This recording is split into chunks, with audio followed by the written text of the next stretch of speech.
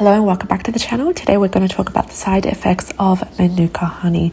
Now, while Manuka honey is generally considered safe for most people when they use it in moderation, it's really important for us to be aware of the potential side effects, especially in certain circumstances. And in this video, I'm going to talk about the side effects of using Manuka honey in excess, or if you have specific medical conditions.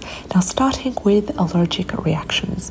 Anyone who's allergic to bees, anyone who's allergic to pollen should always exercise caution when using honey, and that includes Manuka honey. Now, allergic reactions may also include itching, swelling, hives, and in certain cases, also anaphylaxis. So if you know that you do have allergies, always please perform a patch test before using Manuka honey, either on your skin or internal use. So the second thing is when using honey for infants and young children.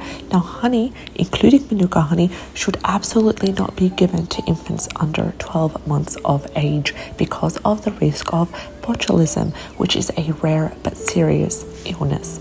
Thirdly, when it comes to blood sugar levels. Now, while Manuka honey has a lower glycemic index compared to refined sugars, it's always important to know that it does contain sugars and it can affect blood sugar levels. People with diabetes should always monitor their blood sugar levels closely when consuming honey and always consume it in moderation.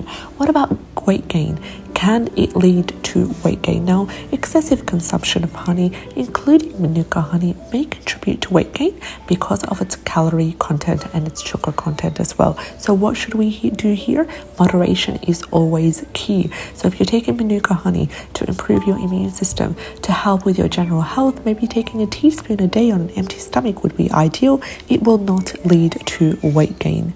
So another thing is gastrointestinal issues. What about if you have digestive discomfort, if you suffer from bloating, if you suffer from diarrhea? Then it's important not to consume large quantities of honey. What you can do is you can start with small amounts to see how your body reacts. Also, interaction with certain medications. So what about if you take medication on a regular basis, especially blood thinning medication? The key here is to always consult with your own doctor before regularly consuming large amounts of Manuka honey, because it can interact with certain medication and your doctor will be able to provide you with more specific personalized details regarding that. So skin irritation for some people. Now, I've explained in a previous video on how I personally use Manuka honey in 5 simple recipes for the hair, for the skin, for the nails. You can access that video linked in the description box below. But while Manuka honey is often used topically for its wonderful skincare benefits, there are some people who are sensitive to honey. They have an allergic reaction. So what should you do here? You should always perform a patch test before applying it topically to ensure that you are not allergic and to ensure that your skin reacts in a positive way to Manuka honey before you start lathering it on large amounts.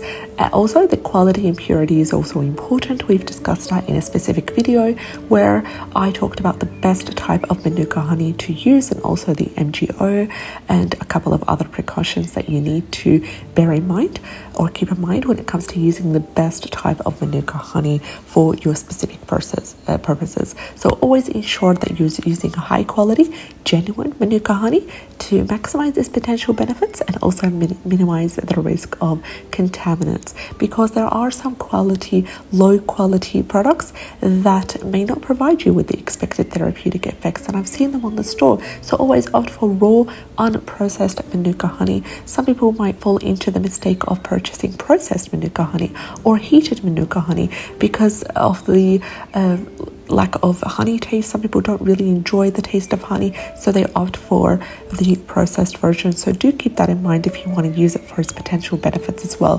What about its weight loss claims? Now, there are some brands that wrongly claim that Manuka honey can assist in weight loss, but to be honest, there is limited scientific evidence to support this claim.